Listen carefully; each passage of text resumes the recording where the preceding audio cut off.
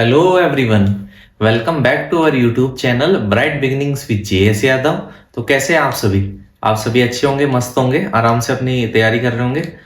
Board के exam आपके start हो गए हैं, तो मैथ्स का एग्जाम आपका थोड़ी अभी टाइम है उसमें, तो इसलिए जो हमारे बचे हुए टॉपिक है, ठीक है, हमारे 3-4 टॉपिक ही बच रहे हैं ना, 3 टॉपिक ही बच रहे हैं अपने, उसमें से आज हमें देखेंगे उसका टॉपिक। तो इससे पहले जो हमारी वीडियो है वो देखें, ठीक है, ताकि जो सारे टॉपिक है वो कवर हो जाए। उसके बाद जो बचे हुए टॉपिक है वो हम जल्दी अभी कवर करवा देंगे, ताकि एग्जाम से पहले सारे टॉपिक कवर कर हो जाए और आप उनको रिवाइज कर सके, ठीक है। तो आइए स्टार्ट करते हैं। आज का टॉपिक है हमारा some application of trigonometry, chapter 9 है ये, ठीक। अब ट्रिग्नोमेट्रीज में हमने चैप्टर किया था ट्रिग्नोमेट्री, उसमें हमने साइन कोस टेन इन सब के फॉर्मूले देखे थे, ठीक है, इनके रेशियोज देखे थे। तो वही रेशियो और जो ट्रिग्नोमेट्रिक टेबल बनी थी उसमें जो एंगल के वैल्यूज थी वही चीजें इसमें काम में आएगी, ठीक है, वही चीजें इसमें यूटिलाइज होगी। तो इसलिए हमें ट्रिग्नोमेट्री, अगर किसी ने ट्रिग्नोमेट्री चैप्टर ढंग से नहीं पढ़ा है तो वो जाके ट्रिग्नोमेट्री चैप्टर की वीडियो प्लेलिस्ट में पड़ी हुई है, वो सारी वीडियो जाके देखें, ठीक है। तो आइए स्टार्ट करते हैं। सम एप्लीकेशन ऑफ ट्रिग्नोमेट्री, कौन सा चैप्टर 9 है ये। इसमें हमारे पास हाइट एंड डिस्टेंस, हाइट निकालना, डिस्टेंस निकालने की चीजें आ जाती है, ठीक है। तो इसमें फिर हम देखते हैं angle of elevation, angle of depression, ये क्या क्या चीजें होती हैं, ठीक है, लाइन ऑफ साइट, ठीक है, ये सारी चीजें देखेंगे। तो देखो, ये मान लो ये कोई बिल्डिंग है, ठीक है, ये कोई बिल्डिंग है, इसको मार्किंग कर दी ए एंड बी, ठीक है। यहां पे कोई पर्सन खड़ा हुआ है, ठीक है, क्लियर। क्या किया, इसको एक बिल्डिंग मान लिया। अब जरूरी नहीं बना के दिखाऊं, अंडरस्टूड है ये, ठीक है। बिल्डिंग जो है ऐसी ऊंचाई में ही होती, स्ट्रेट में, ऐसा आड़ी तिरछी थोड़ी बिल्डिंग होती, स्ट्रेट होती। तो इसलिए ये एक बिल्डिंग होगी। एक पर्सन यहाँ पे खड़ा है, तो हमने क्या किया, एक ट्राइंगल बना लिया सबको ज्वाइन करके, ठीक है, क्लियर हो गया होगा यहाँ पे। अब क्या है कि जो AC है ना, the line AC drawn from the eye, यहाँ पे कोई खड़ा है तो उसका यहां से खड़ा है तो यहां से देख रहा है वो बिल्डिंग को, यहां से, ठीक है, ये यहां से देख रहा है। तो क्या कहेंगे, the line AC draw from the eye of the student to the top of the building, ठीक है, is called the line of sight. तो यहां जो एक पर्सन खड़ा है वो यहां से जो बिल्डिंग का टॉप पे देख रहा है, तो ये वाली जो लाइन फ्रेम हुई है AC, इसको कहेंगे line of site, line of, ठीक है। समझ में आया लाइन ऑफ साइट क्या है। जहां से खड़ा होकर पर्सन जो उस बिल्डिंग को, जिसको देख रहा है, जिस ट्री को, सब क्वेश्चंस में आएंगे, वो हो जाएगा लाइन ऑफ साइट, ठीक है। उसके बाद जो एंगल बनेगा, कौन सा एंगल बनेगा, एंगल BCA। जो एंगल BCA है ना, किससे, जो लाइन ऑफ साइट से एंगल फॉर्म हुआ BCA, तो ये एंगल क्या कहलाएगा, एंगल ऑफ एलिवेशन। ये जो एंगल होगा ये एंगल ऑफ एलिवेशन, क्लियर है यहां से। अब एंगल ऑफ एलिवेशन क्यों है कि यहां पे पर्सन खड़ा होकर ऊंचाई की तरफ, ऊंचे की तरफ देख रहा है, इसलिए क्या हुआ, एंगल ऑफ एलिवेशन, ठीक है। यहां तक क्लियर हो गया होगा, ठीक है। अब नेक्स्ट देखते हैं इसी में, एंगल ऑफ एलिवेशन समझ में आ गया, एंगल ऑफ डिप्रेशन क्या होता है, ठीक है। अब देखो, मानो कोई चीज यहां पे है और पर्सन किसी टॉप पे है, ठीक है, बिल्डिंग के टॉप पे पर्सन खड़ा हुआ है, कोई ऑब्जेक्ट जो है वो नीचे की तरफ है, ठीक है। तो देखो, कोई पर्सन इस ऑब्जेक्ट को देखेगा तो लाइन ऑफ साइट ये हो गई, ठीक है। यहां पे पर्सन मानो फ्लोर पे, कोई बिल्डिंग के टॉप फ्लोर पे, ठीक है, बैठा हुआ है वहां पे, उसके बाद वो कोई ऑब्जेक्ट को नीचे की तरफ देख रहा है, ठीक है। अब क्या हुआ, ये जो लाइन हो गई इसको क्या कहेंगे, हॉरिजॉन्टल लेवल। देखो ये जो है हॉरिजॉन्टल लेवल है, इस लेवल से ही तो वो नीचे की तरफ देख रहा है, क्लियर यहां तक, किसी ऑब्जेक्ट को। तो जो एंगल बनेगा, कौन सा एंगल, देखो यहां से जब भी देखेगा तो जो एंगल वो बनेगा वो हॉरिजॉन्टल लाइन और लाइन ऑफ साइट के मिड में बनेगा, ठीक है। ये हॉरिजॉन्टल लाइन है जहां वो पर्सन स्टैंड कर रहा है, उसका आई पीस यहां पे, और लाइन ऑफ साइट जो ऑब्जेक्ट और उस पर्सन के आई पीस को मिला रहा है, ठीक है। तो ये क्या कहलाएगा, एंगल ऑफ डिप्रेशन। अब समझ में आया एंगल ऑफ एलिवेशन क्यों कह रहा है, क्योंकि हम नीचे खड़े हुए हैं, पर्सन जो है यहाँ पे खड़ा हुआ और किसी अप साइड ऑब्जेक्ट को देख रहा है, इसलिए एंगल ऑफ एलिवेशन। इसमें डाउन साइड को देख रहा है, इसलिए एंगल ऑफ डिप्रेशन। यहां तक क्लियर हो गया होगा, ठीक है। अब नेक्स्ट देखो, इसमें बेसिक यही था बताने को। अब नेक्स्ट चलेंगे डायरेक्ट क्वेश्चंस पे, ठीक है। क्वेश्चन जैसे जैसे करेंगे समझ में आता चला जाएगा अपने आप कि क्वेश्चंस में कैसे ट्रिग्नोमेट्रिक रेशियोज यूज होंगे, कैसे उनकी वैल्यू पुट करनी है, ठीक है। कौन सा ट्रिग्नोमेट्रिक रेशियो हमें सेलेक्ट करना है, ये क्वेश्चंस में समझ लेंगे। तो आइए स्टार्ट करते हैं। यहां तक क्लियर हो गया होगा? आइए स्टार्ट करते हैं। सबसे पहले देखते हैं कुछ एग्जांपल्स, ठीक है। एग्जांपल देखते हैं, एग्जांपल से थोड़ी क्लैरिटी आएगी थोड़ी आपको। अ tower stand vertically on the ground from a point on the ground which is 15 meter away from the foot of the tower. The angle of elevation of the top of the tower is found to be 60 degree. Find the height of tower. ठीक है। अब हमें question क्या बोला, पहले वो बोल रहा है एक टावर है स्टैंड वर्टिकली, ये वर्टिकली स्टैंड कर रहा है, एक टावर है, ठीक है। From a point on the ground, कोई पॉइंट है ग्राउंड में, उससे वर्टिकली स्टैंड करा हुआ है कोई टावर है। क्लियर हो गया होगा यहां तक, ठीक है। Which is 15 metre away from the foot of the tower, जो पॉइंट है ग्राउंड पे ये टावर के फुट से 15 मीटर अवे, उससे इतना दूर है, ठीक है। उसके आगे the angle of elevation of the top of the, अब हमें पता है कि एंगल ऑफ एलिवेशन कहां पे बनता है, जब कोई चीज यहां पे होगी, तो मतलब टॉप ऑफ द टावर से एंगल ऑफ एलिवेशन, मतलब इस एंगल की बात कर रहा है। कितना दे रखा है हमें angle of elevation, 60 degree. Clear. हमसे पूछ रहा है the height of the tower, मतलब ये निकालना है। मार्किंग कर देते हैं ए बी सी। क्लियर। यहां तक किसी को कोई भी दिक्कत नहीं होगी, ठीक है। हमें फाइंड आउट क्या करना है, टू फाइंड, पहले ये पता होना चाहिए क्या फाइंड करना है, फाइंड करना है हमें ए बी, ठीक है। क्लियर यहां तक। अब देखो ट्राइंगल बन गया तो ट्रिग्नोमेट्रिक रेशियो सेलेक्ट करना है। कैसे सेलेक्ट करने हैं, अब देखो ये हो गया हाइपोटेनस, ये हो गया परपेंडिकुलर, ये हो गया बेस, ठीक है। अब देखो हमें ऐसा ट्रिग्नोमेट्रिक रेशियो सेलेक्ट करना है जिसमें एक वैल्यू तो हमें गिवन हो, ठीक है। जो रेशियोज में हमारी एक वैल्यू तो ये वाली इंक्लूड हो जाए और दूसरी वैल्यू वो आ जाए, या फिर दूसरी वो साइड आ जाए जिसकी वैल्यू हमें फाइंड आउट करनी है, ठीक है। थीटा की वैल्यू ये हो जाएगी, एंगल की वैल्यू। क्लियर यहां तक, ठीक है। तो देखो परपेंडिकुलर अपॉन बेस या बेस अपॉन परपेंडिकुलर, ऐसा कोई रेशियो लेना है हमें, ठीक है।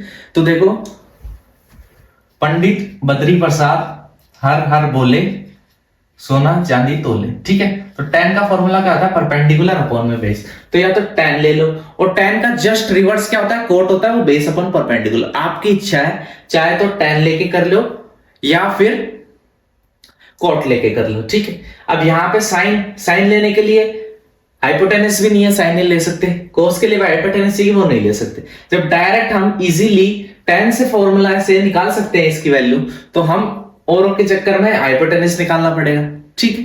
क्लियर हुआ। तो कैसे सेलेक्ट करना है ये चीज समझ में आई। तो देखो हम सेलेक्ट कर लिया कि हम अगर tan 60 लेंगे, ठीक है, थीटा की वैल्यू 60 है, is equal to perpendicular upon में बेस, ठीक है।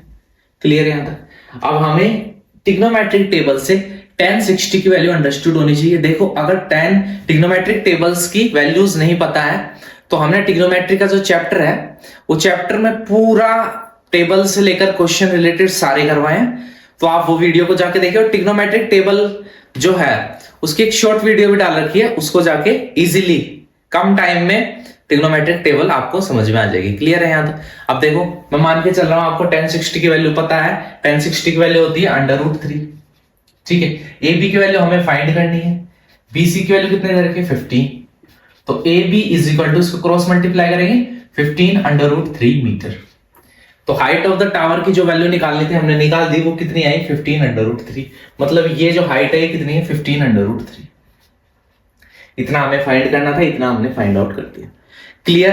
पहले क्वेश्चन से क्लैरिटी आ गई होगी कि कैसे पैटर्न पे क्वेश्चन है, कैसे सॉल्व करना है, कैसे जो है ट्रिग्नोमेट्रिक रेशियो सेलेक्ट करना है, ठीक है। हम नेक्स्ट एग्जांपल पे चलते हैं। ऐसे an electrician has to repair an electric fault on a pole of height 5 metre. She needs to reach a point 1.3 metre below the top of the pole to undertake the repair work. What should be the length of the ladder that she should use, which when included at the angle inclined at an angle 60 degree to the horizontal level would enable her to reach the required position. Also how far the foot of the ladder is from the pole. ठीक है, clear आया? मतलब question क्या था, एक electrician है, उसको एक इलेक्ट्रिक फॉल्ट को रिपेयर करना है। ठीक है, हमें दे रखा है जो पोल की हाइट है वो टोटल हाइट है 5 मीटर। तो देखो एक पोल बना लेते हैं, उसकी टोटल हाइट दे रखी है 5 मीटर। क्लियर? नेक्स्ट हमें दे रखा है, असल में जो फॉल्ट है, मतलब वायरिंग जो होती है, इलेक्ट्रिक वायरिंग आपने देखी होगी, ऐसे वायरिंग होती है। ठीक है, ऐसे इलेक्ट्रिक वायर होते हैं। अब वो कह रहा है जो फॉल्ट है ना, वो क्या है, जो पोल है उससे 1.3 मीटर बिलो द टॉप, मतलब जो फॉल्ट है ये इससे 1.3 मीटर बिलो है। ठीक है, मतलब ये फॉल्ट कितना है ग्राउंड लेवल से, देखो अगर मान लो इस वायर में फॉल्ट है और यहां पहुंचना है अपन को, तो अगर 5 में से 1.5 को माइनस कर देंगे, ठीक है, तो हम ये वाली जगह पहुंच जाएंगे। क्लियर? यही दे रखा है हमें, 1.5 नहीं सॉरी 1.3 है, 1.3 मीटर। ठीक है, हमें दे रखा है कि जो फॉल्ट है वो टॉप ऑफ द टावर से 1.3 मीटर नीचे है। ठीक है, तो असल में उस ग्राउंड लेवल से कितना ऊपर है, तो ये निकालने के लिए हमने क्या किया, 5 जो टोटल हाइट है उसमें से 1.3 मीटर माइनस कर दी। यहां तक क्लियर हो गया होगा? आगे कह रहा है, ठीक है, अब यहां तक पहुंचने के लिए उसने एक क्या लगाई है, ठीक है, उसने एक क्या लैडर का यूज किया, सीढ़ी का यूज किया। ठीक है, अब जो लैडर का यूज किया है यहां पहुंचने के लिए, तो वो कह रहा है कि बताइए जो लैडर है उसकी लेंथ कितनी है, मतलब ये लेंथ निकालनी है। ठीक है, उसके बाद कह रहा है कि जो लैडर है, जो प्लेस करिए लैडर यहां पे, उसकी फुट ऑफ द पोल से कितनी डिस्टेंस है। ठीक है, मार्किंग कर दो ए बी एंड सी। ठीक है, इसकी मार्किंग कर दो डी। यहां तक क्लियर हो गया होगा?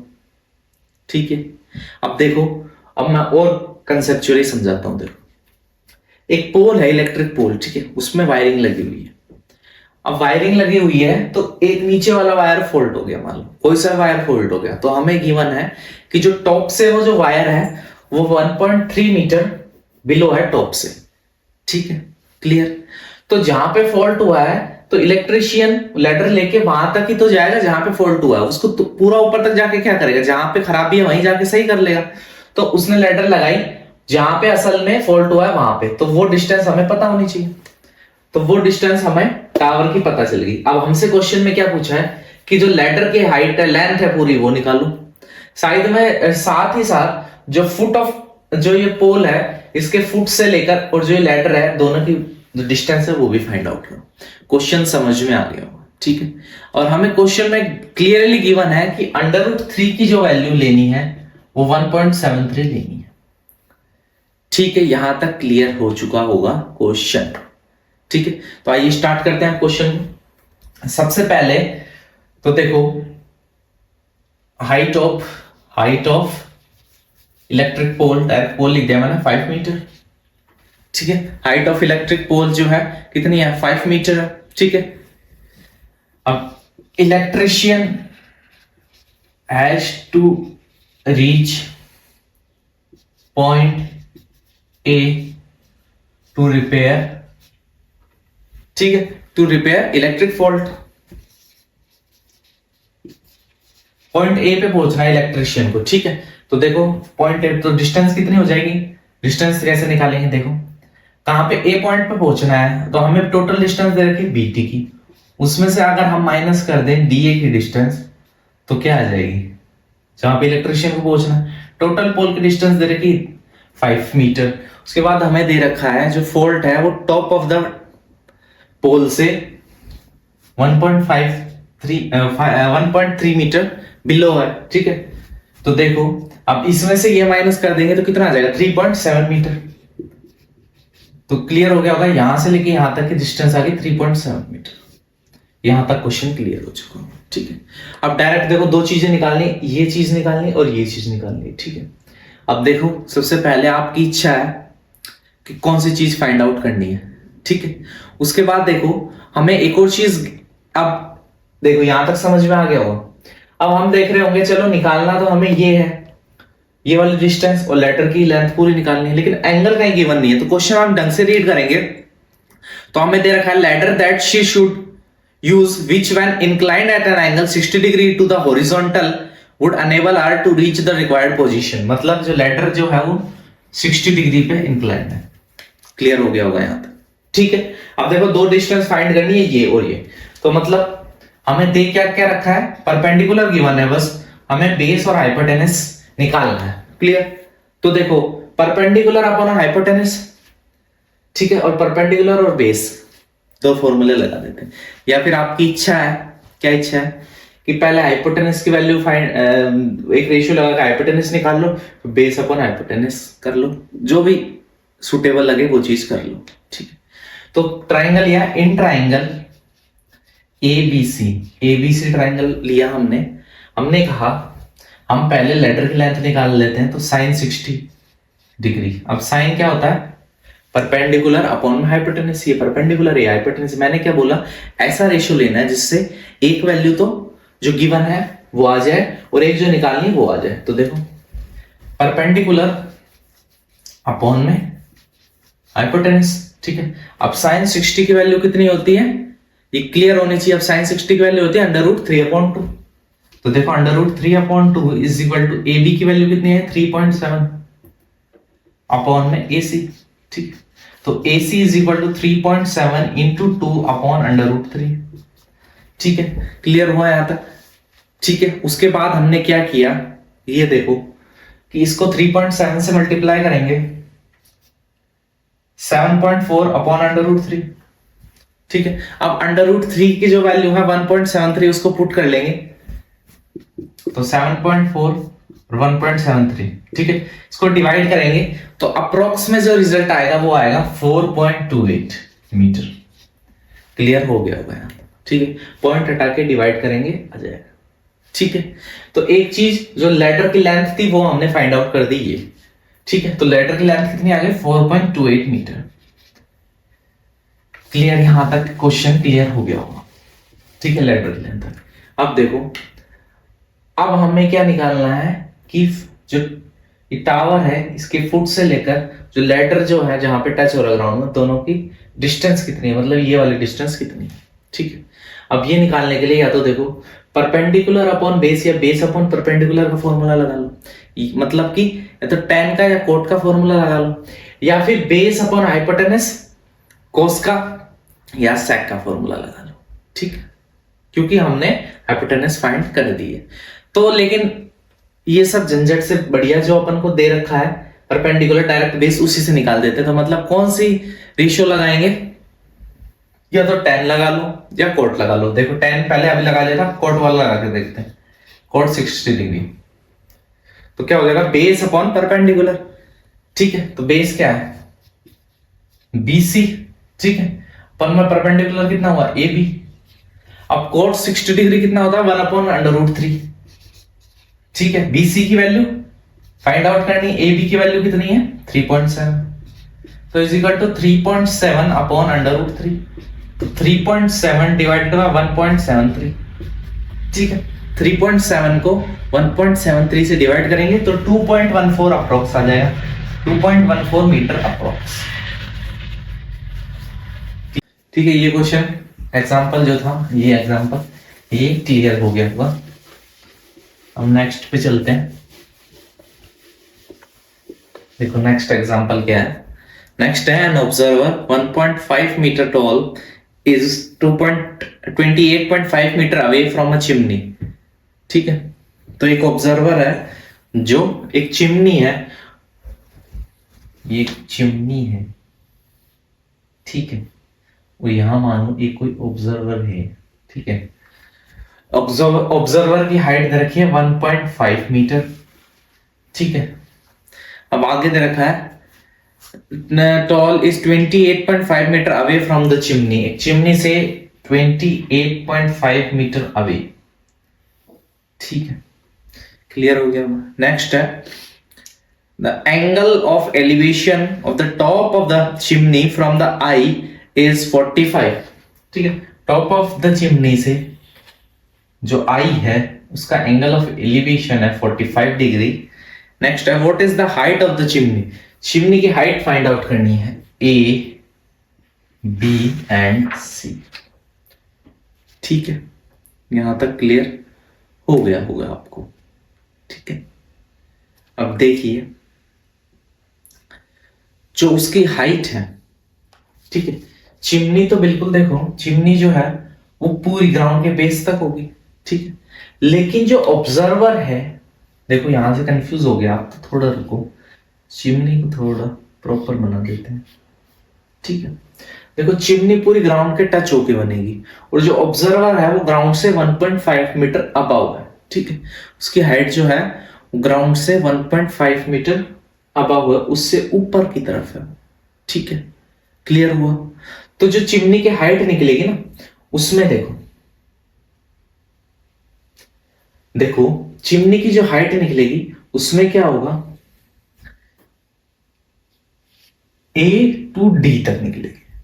ठीक है, अब क्यों निकलेगी ए टू डी, क्योंकि अगर ए बी तक उस चिमनी की हाइट मान ले तो प्रॉपर पूरी हाइट है ही नहीं, क्योंकि 1.5 मीटर जो टॉल जो ऑब्जर्वर है उसकी हाइट भी तो चिमनी, उसके जो एंगल ऑफ ये एलिवेशन बनता है उसके आई पीस से बनता है। अब वो इतना टॉल है तो वो बिल्डिंग के ऊपर देख रहा है, तो उसकी हाइट जितना जो चिमनी है वो तो इंक्लूड नहीं होगी। तो वो इंक्लूड करने के लिए हमें ये वाली हाइट भी इंक्लूड करनी पड़ेगी, क्योंकि उसके आई पीस से जो एंगल बन रहा है, इसलिए जो ट्राइंगल हम लेंगे वो तो लेंगे ए बी सी, क्योंकि यहां से जो एंगल है आई पीस से वो बन रहा है 45, इसलिए ट्राइंगल ये लेंगे हम। ठीक है, क्लियर है यहां तक। लेकिन हाइट ऑफ द टावर में ए बी प्लस डी भी करेंगे, मतलब देखो height of tower is equal to A B plus B D. Clear हो गया होगा यहां तक कि हाइट ऑफ द टावर क्या होगा, A B plus B D. ठीक, अब हमें पता है बी डी जो है वो कितना है 1.5, क्योंकि देखो जितना टॉल वो ऑब्जर्वर है उतनी ही रिमेन रह गया है जो इंक्लूड नहीं हुआ था, तो ए बी प्लस 1.5। क्लियर हो गया होगा। अब हमें ए बी की वैल्यू निकालनी है, ए बी की वैल्यू फाइंड आउट।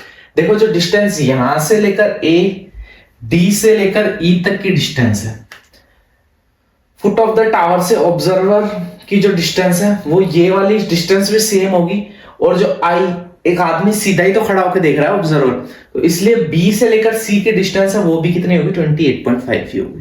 क्लियर हुआ यहां से, क्या क्लियर हुआ कि डीई और बी सी की डिस्टेंस जो है वो सेम होगी, कितनी होगी 28.5 मीटर। ठीक है, समझ में आया क्यों सेम होगी। देखो बिल्डिंग भी वही स्ट्रेट स्टैंड कर रही, ऑब्जर्वर भी स्ट्रेट है, तो उसके फुट से, ठीक है, बिल्डिंग के फुट से लेकर ऑब्जर्वर के फुट तक की डिस्टेंस और उसके आई पीस से लेकर बिल्डिंग के जो थोड़ी सी फुट से अप आके जो डिस्टेंस होगी वो भी सेम ही रहेगी, दोनों कितनी है 1.5। ठीक है, क्लियर हो गया होगा। अब देखो हम ट्राइंगल लेते हैं, in triangle A C B, triangle लेते हैं A B C. Clear, triangle A B C triangle ली। अब हमें देखो क्या क्या गिवन है, ये गिवन है 28.5। ठीक है, हमें निकालने क्या है, ये ए बी निकालनी, ये फाइंड आउट करनी है। ठीक है, फॉर्मूला देखो, ये होगा बेस, ये होगा परपेंडिकुलर। ठीक है, तो हम कौन से लगाए, ट्रिग्नोमेट्रिक रेशियो tan का लगाते हैं, tan क्या होता है परपेंडिकुलर अपॉन में बेस। तो देखो tan 45 is equal to perpendicular upon base. ठीक, अब tan 45 की वैल्यू कितनी होती है 1, तो 1 is equal to A B upon में बी सी कितना है 28.5, तो A B is equal to 28.5। तो जो ए बी की डिस्टेंस है वो कितनी आ गई 28.5 मीटर। ठीक है, अब हाइट ऑफ द टावर निकालना, मतलब हमें क्या निकालना था, ए बी प्लस 1.5, यहां से आया ये। अब ए बी की वैल्यू आ गई 28.5 प्लस 1.5। ठीक है, तो टोटल इन दोनों का ऐड कर लेंगे तो कितना हो जाएगा 30 मीटर। जो टावर की टोटल हाइट है वो कितनी है 30 मीटर। ये क्वेश्चन क्लियर हो गया होगा। ठीक है, समझ में आ गया होगा कि यहां क्यों ये चीज इंक्लूड करनी पड़ी। ठीक है, 1.5 मीटर। तो आइए आगे चलते हैं, नेक्स्ट क्वेश्चन देखते हैं। अब देखो नेक्स्ट क्वेश्चन क्या है। देखो नेक्स्ट एक और एग्जांपल लेते हैं, एग्जांपल क्लियर हो जाएंगे फिर एक्सरसाइज के क्वेश्चन इजीली होते चले जाएंगे। एग्जांपल है, from a point P on the ground the angle of elevation of the top of a 10 metre tall building is 30 degree. ठीक है, a flag is hosted at the top of the building and the angle of elevation of the top of the flag stuff from P is 45. Find the length of the flag stuff and the distance of building from the point P। ठीक है, अब हमें इसके लिए एक diagram दे रखा है। ठीक है, वो देखो कैसे बनेगा, पॉइंट P से डिस्टेंस निकालनी है। देखो एक बिल्डिंग है, ऐसी कोई बिल्डिंग है। ठीक है, ठीक है, ये बिल्डिंग है बड़ी। ठीक है, इस बिल्डिंग पे कोने पर कोई फ्लैग लगा हुआ है। ठीक है, क्लियर है यहां तक। ठीक है, उसके बाद हमें कह रखा है कि कोई पॉइंट P है, मानो P पॉइंट यहां पे है। ठीक है, पहले तो हम टॉप ऑफ द बिल्डिंग देख रहे हैं P पॉइंट से, फिर उसी P पॉइंट से टॉप ऑफ द फ्लैग देख रहे हैं। पॉइंट P सेम है, वहीं खड़ा है ऑब्जर्वर। ठीक है, फुट ऑफ द बिल्डिंग है ये वाला पॉइंट, ये। ठीक है, अब P पॉइंट से अब हमें फाइंड आउट क्या क्या करना है। ठीक है, हमें सबसे पहले तो एंगल्स दे रखे हैं। आप कौन कौन से एंगल्स दे रखे हैं, देखो एंगल ऑफ एलिवेशन दे रखे हैं P पॉइंट से। जब हम किसको देख रहे हैं, बिल्डिंग को देख रहे हैं टॉप को, तो एंगल ऑफ एलिवेशन है कितना, 30 डिग्री। ठीक है, और जब हम फ्लैग के टॉप को देख रहे हैं तो एंगल ऑफ एलिवेशन है 45 डिग्री। क्लियर। अब हमें फाइंड क्या करना है, हमें एक तो फ्लैग जो है, फ्लैग उसकी हाइट फाइंड करनी, find the length of the flag stuff. ठीक है, उसकी लेंथ फाइंड करनी। उसके बाद building, distance of building from the point P point से लेकर डिस्टेंस की, बिल्डिंग की डिस्टेंस कितनी है, मार्किंग कर देते हैं A B। ठीक है, A B and D। Clear. हमें मतलब बिल्डिंग है जो हमने मार्क की A से लेकर B तक की है। ठीक है, उसकी जो है हाइट हमें दे रखी है 10 मीटर। ठीक है, हमें फाइंड आउट क्या क्या करना है, फ्लैग स्टफ BD की लेंथ फाइंड आउट करनी है, और हमें फुट ऑफ द बिल्डिंग से ऑब्जर्वर की डिस्टेंस मतलब AP फाइंड आउट करनी है। ठीक है, क्लियर हो गया यहाँ तक। देखो AP फाइंड आउट करने के लिए हम अगर ट्राइंगल ले, इन ट्राइंगल PAB ट्राइंगल को ले हम। ठीक है, तो ऐसा रेशियो ले हम, ऐसा रेशियो ले जिसमें क्या आ जाए, ये तो हो जाएगा परपेंडिकुलर, ये हो जाएगा बेस। तो बेस परपेंडिकुलर, परपेंडिकुलर अपन बेस आ जाए, मतलब कोट ले सकते हैं और tan ले सकते हैं। हम ले लेते हैं tan, हमने ट्राइंगल लिया है PAB। ठीक है, तो ये एंगल लेंगे 30 डिग्री का, ये समझ में आ रहा है ना। ये अगर ट्राइंगल लेंगे PAD तो एंगल लेंगे 45 डिग्री का। PAB ये वाली लाइन है तो एंगल लेंगे 30 डिग्री। तो tan 30 is equal to AB upon में AP। ठीक है, क्लियर हो गया होगा यहां तक। ठीक है, तो AB की वैल्यू tan 30, सबसे पहले तो पता होना चाहिए tan 30 की वैल्यू कितनी होती है, 1/√3 इज इक्वल टू AB की value 10 upon AP। That's why AP is equal to 10√3। और क्वेश्चन में मेंशन है, क्या मेंशन है कि √3 की वैल्यू जो है वो आप पुट करेंगे 1.732, तो 10 इंटू 1.732। ठीक है, एक पॉइंट उधर चला जाएगा, नहीं तो देखो पॉइंट हटाएंगे। ठीक है, एक पॉइंट इधर गया तो 17.32 मीटर। तो AP की डिस्टेंस आ गई कितने, 7.32 मीटर। क्लियर हो गया होगा यहां तक। ठीक है, ये हमने क्या फाइंड आउट कर दिया, हमने फाइंड आउट कर दिया AP की जो डिस्टेंस है वो फाइंड आउट कर दी। क्लियर हो गया होगा यहां तक। अब हमें नेक्स्ट क्या है, फ्लैग स्टफ की लेंथ फाइंड आउट करनी है। ठीक है, तो ये कैसे फाइंड आउट करेंगे, देखो अब हम जानते हैं कि टोटल जो यहां से बेस से लेकर बिल्डिंग के, और जो टॉप, अगर फ्लैग का जो टॉप है वहां तक की डिस्टेंस AD है। ठीक है, अगर इस AD में से हमें खाली DB निकालना है, मतलब या फिर पूरा AD को देखें। ठीक है, अगर AD जो है उसकी डिस्टेंस निकालनी है, उसमें AB प्लस DB को हम ऐड कर दें तो पूरे AD की डिस्टेंस निकल जाएगी। ठीक है, और AD की डिस्टेंस, AB कितना दे रखा है 10, और DB को हम ऐड कर लेते हैं X। क्लियर हो गया ना यहां तक। इसको हमने X ऐड कर ली। ठीक है। अब देखो ट्राइंगल लेंगे, इन ट्राइंगल PAD, ठीक है। ट्राइंगल कौन सा लिया? PAD, ठीक है। अब देखो 45 डिग्री एंगल है, वापस से tan 45 is equal to perpendicular upon base, base कितना है? AP, ठीक है। क्लियर हो गया होगा। तो AD की देखो tan 45 कितना होता है? 1, तो 1 इज इक्वल टू AD की वैल्यू 10 प्लस x, AP की वैल्यू 17.32। क्लियर। अब AP ये 1 से मल्टीप्लाई करेंगे इसको, 17.32 प्लस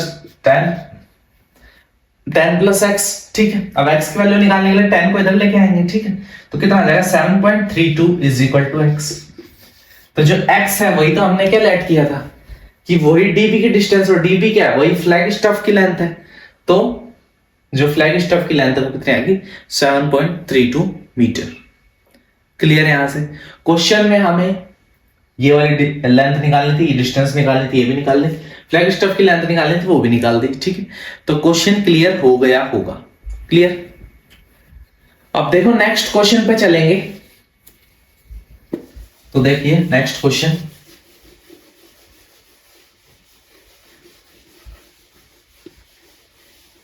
देखो क्वेश्चन है, the shadow of a tower standing on a level ground is found to be 40 meter longer when the sun altitude is 30 degree, then when it is 60 degree, ठीक है। इसका मतलब ये है कि जब 60 डिग्री था, ठीक है। देखो क्वेश्चन का मतलब क्या है कि सन एक है जो पहले एल्टीट्यूड पे था, ठीक है, 30 डिग्री पे और 60 डिग्री पे, ठीक है। उनके बीच में जो शेडो बन रही थी वो उसकी लेंथ थी 40 मीटर, ठीक है। क्लियर हुआ यहां से।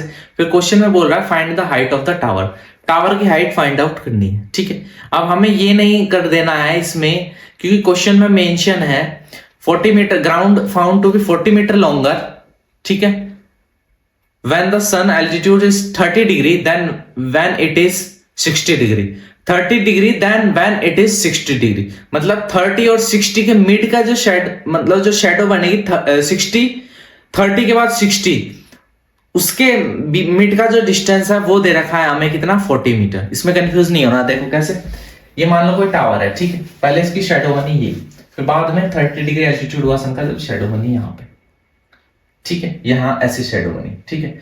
तो ये मानो ये है अपना 60 डिग्री, ये है 30 डिग्री, ठीक है।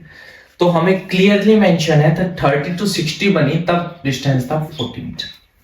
इसमें कंफ्यूज नहीं होना, ठीक है। और A, B, C and D marking कर दी, ठीक है। हमें फाइंड आउट करना है हाइट ऑफ द टावर, ये वाली हाइट हमें फाइंड आउट करनी है। क्लियर हो गया होगा यहां तक। तो चलो आगे क्वेश्चन स्टार्ट करते हैं। देखो हाइट ऑफ द टावर है AB, ठीक है। उसके बाद इससे साथ दो ट्राइंगल, राइट ट्राइंगल बन गए ABC एंड ABD। क्लियर हो गया यहां तक। अब जो टावर के फुट से, ठीक है, जो टावर के फुट से, जो टावर का फुट से लेकर D की जो डिस्टेंस है वो अगर इसको x मान ले, कितने हो जाएगी? x plus 40। क्लियर है यहां से। अगर टावर के फुट से लेकर और जो 30 डिग्री बना था, मतलब ये D तक की जो डिस्टेंस है ये x प्लस 40 है, मतलब क्या है? BC की डिस्टेंस कितनी? x लेट कर ली। क्लियर।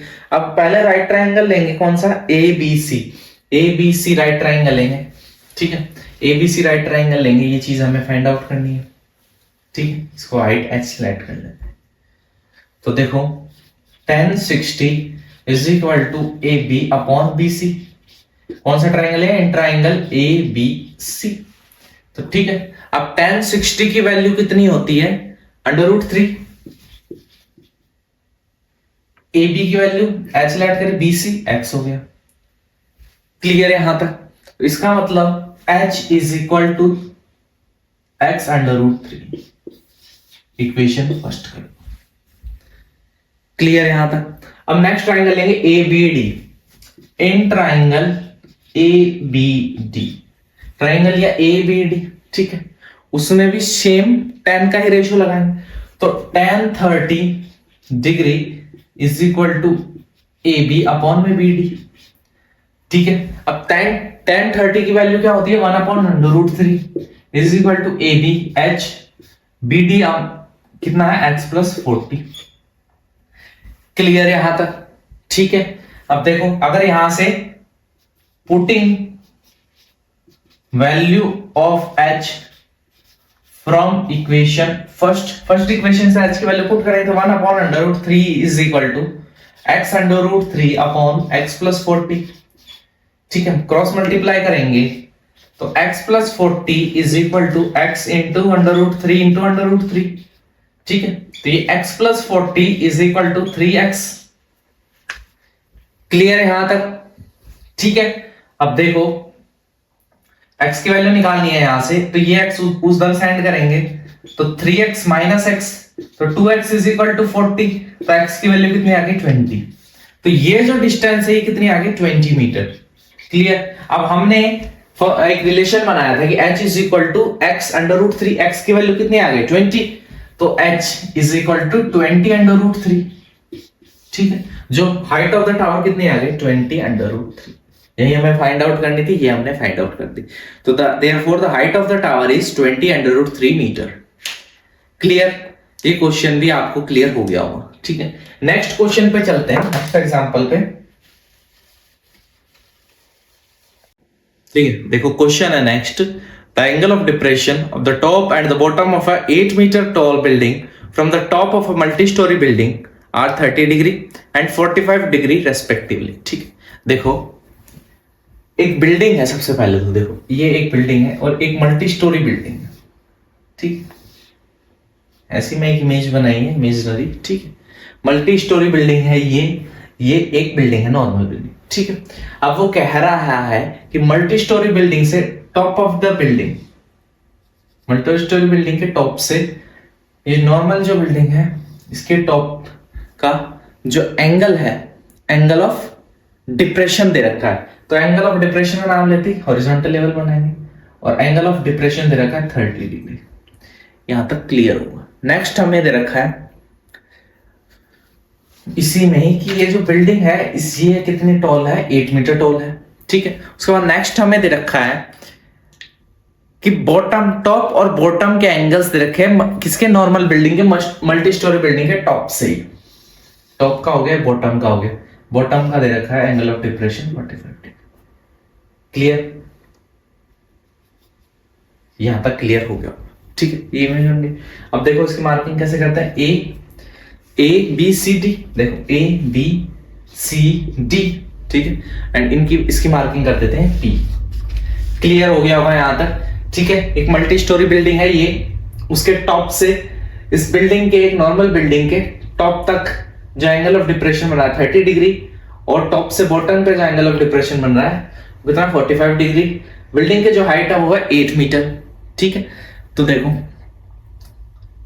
अब हमें देखो क्या देखेंगे हम, देखो अब हम ये देखेंगे कि हम अगर ट्राइंगल ले, कौन सा ट्राइंगल है, दो ट्राइंगल, राइट ट्राइंगल बनेंगे इसमें PDB और PCA। दो राइट ट्राइंगल कौन कौन से बनेंगे, PDB PCA, दो राइट ट्राइंगल बनेंगे। ठीक है, क्लियर? यहां तक किसी को कोई भी दिक्कत नहीं होनी चाहिए। ठीक है, तो इसमें इन ट्राइंगलों में फिर हम क्या लेंगे 30 डिग्री।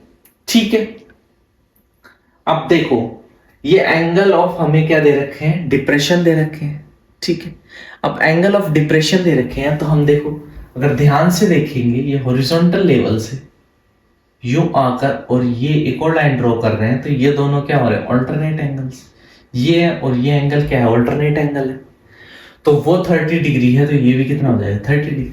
नेक्स्ट देखो अगर ये हॉरिजॉन्टल लेवल है और फिर ये भी अल्टरनेट एंगल बन रहा है तो ये कितना हो जाएगा 45 डिग्री। क्लियर आया, समझ में आया ये क्यों लिया है, क्योंकि देखो अल्टरनेट एंगल्स है, एक लाइन, ठीक है, उससे जेड की शेप बन रही है तो इंटरनल जो दोनों एंगल होंगे वो हमेशा इक्वल होंगे। तो 30 डिग्री 30, 45 45। यहां तक आ गया होगा समझ में।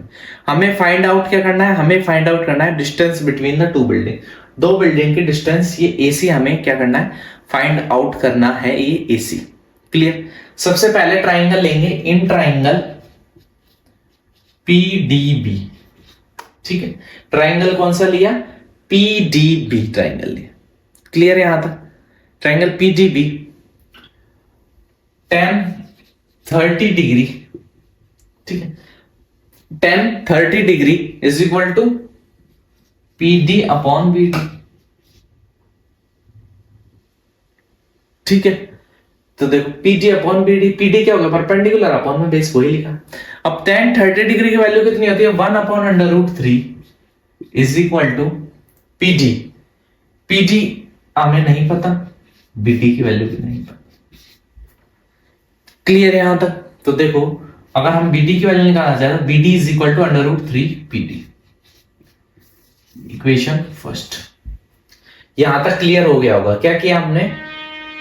tan 30 में ये ट्राइंगल लिया PDB, ठीक है, इसमें क्या किया? tan 30 लगाया, ट्रिग्नोमेट्रिक रेशियो tan का लगाया, 30 डिग्री एंगल है, ठीक है, तो हमने BD की वैल्यू निकाली। उसके बाद नेक्स्ट ट्राइंगल लेंगे हम, कौन सा लेंगे? PCA। इसको रहने देते हैं, अब लेते हैं in triangle PCA। Triangle PCA ये वाला ट्राइंगल लेंगे हम। अगर हम ये वाला ट्राइंगल लेंगे तो इसमें भी tan लगाते हैं, तो tan 45 degree is equal to tan 45 degree is equal to PC upon में AC, ठीक है, PC अपॉन में AC। अब tan 45 की वैल्यू कितनी होती है? 1 is equal to PC upon AC, that is AC is equal to PC। मतलब AC और PC की जो डिस्टेंस है वो बिल्कुल सेम, मतलब ये वाली डिस्टेंस और ये वाली जो डिस्टेंस है वो बिल्कुल सेम है। क्लियर हो गया यहां तक? तो देखो अब आगे कैसे करेंगे हम। अब हम जानते हैं, क्या जानते हैं कि PC is equal to PD plus DC। PC का हम जानते हैं, PC यहां का हम क्या जानते हैं कि PC क्या होता है? PD प्लस DB, ठीक है। Therefore PD plus DC is equal to AC। अगर ये दोनों सेम है तो PC को हम लिख सकते हैं PD प्लस DC, तो AC को भी हम लिख सकते हैं PD प्लस DC, ठीक है। यहां तक देखो AC is equal to PC का क्लियर हो गया।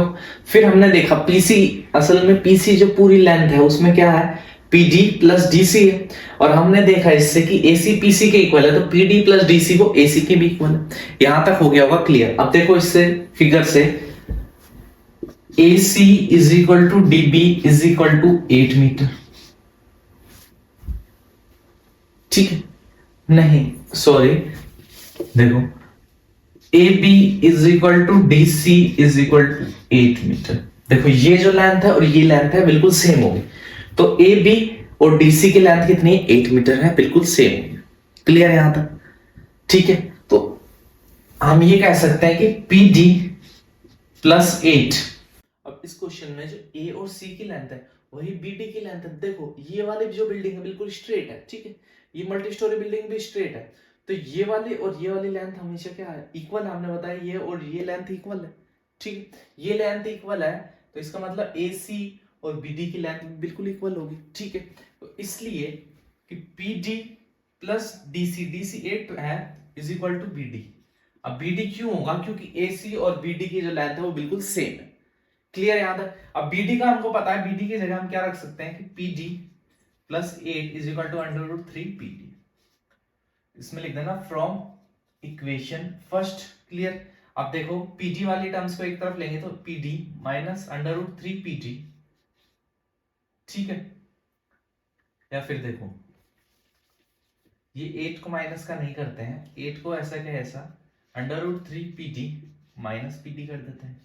तो देखो 8 इज इक्वल टू, यहां से PD कॉमन लें तो अंडर रूट 3 माइनस 1, तो 8 upon under root 3 minus 1 is equal to PD, ठीक है। अब इसको रेशनलाइज करेंगे तो ऊपर नीचे under root 3 plus 1 upon under root 3 minus 1 और अंडर रूट 3 प्लस 1, ऊपर नीचे अंडर रूट 3 प्लस 1 से मल्टीप्लाई कर देंगे। क्यों? क्योंकि अपॉन में, ठीक है, अपन अंडर रूट वाले टर्म्स को नहीं रहने देना, डिनोमिनेटर में अंडर रूट के टर्म्स को नहीं रहे। देखो a प्लस बी और a माइनस बी क्या हो जाएगा? a square minus b square, ठीक है।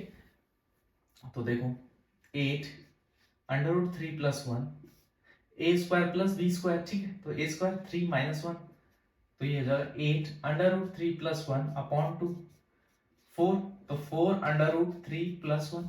ठीक है, तो ये किसकी वैल्यू आ गई, ये वैल्यू आ गई हमारे पास, किसकी वैल्यू आ गई, ये आ गई तो हमारे पास पीडी की वैल्यू, तो पीडी की वैल्यू कितनी आई 4 अंडर रूट 3 प्लस 1।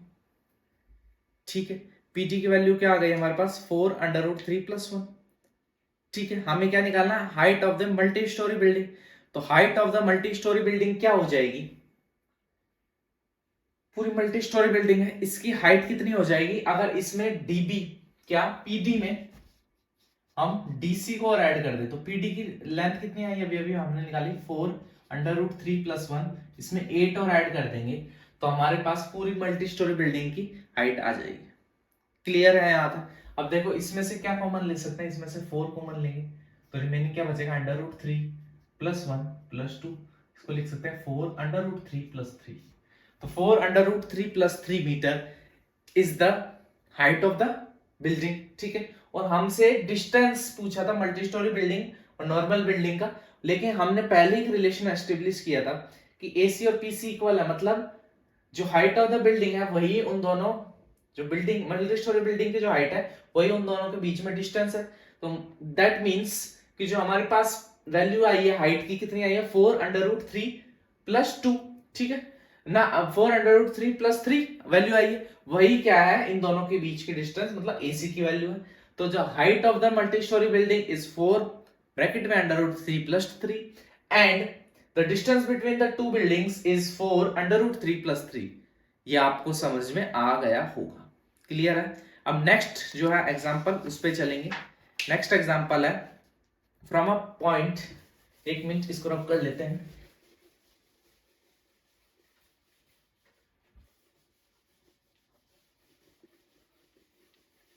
देखो एग्जांपल देखते हैं। नेक्स्ट एग्जांपल क्या है, next example from a point on a bridge across a river the angles of depression of the banks on the opposite sides of the river are 30 degree 45 degree respectively. The bridge is at the height of 3 meter from the banks. Find the width of the river. ठीक है, मान लो ये कोई river है, इस पे ये bridge बना हुआ है। ठीक है, ये कोई 3D फिगर नहीं 2D फिगर है, इसलिए ऐसे दिखा रहे हैं, कोई पॉइंट है ब्रिज पे। ठीक है, तो एक तो ये किनारा है, ठीक है, और ये 3D फिगर नहीं है, नहीं तो किनारा जो है वो ब्रिज ऐसे समझो, ये रिवर है, इस पे ये एक ब्रिज बना हुआ है। ठीक है, अब यहां से देखो एक ये किनारा ये बैंक है और एक ये बैंक है। ठीक है, क्लियर। यहाँ तक ये ऐसे ट्राइंगल ऐसा नहीं है, मतलब ये समझो आप ये तो बिल्कुल इक्विलेटरल ट्राइंगल है। ठीक है, ये ब्रिज है, मान लो ये किनारा ऐसे है,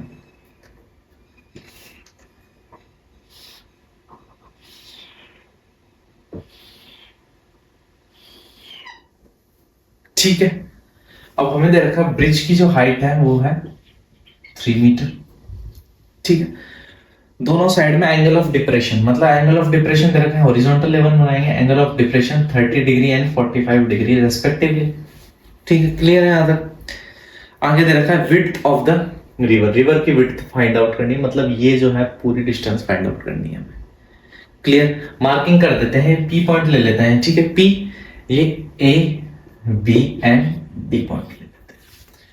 क्लियर है यहाँ तक। तो देखो ए बी जो हुआ है वो रिप्रेजेंट क्या कर रहा है, ए बी पॉइंट रिप्रेजेंट क्या कर रहा है, पॉइंट्स जो बैंक है, बैंक जो अपोजिट बैंक है रिवर के, उन दोनों पे पॉइंट ए और बी है।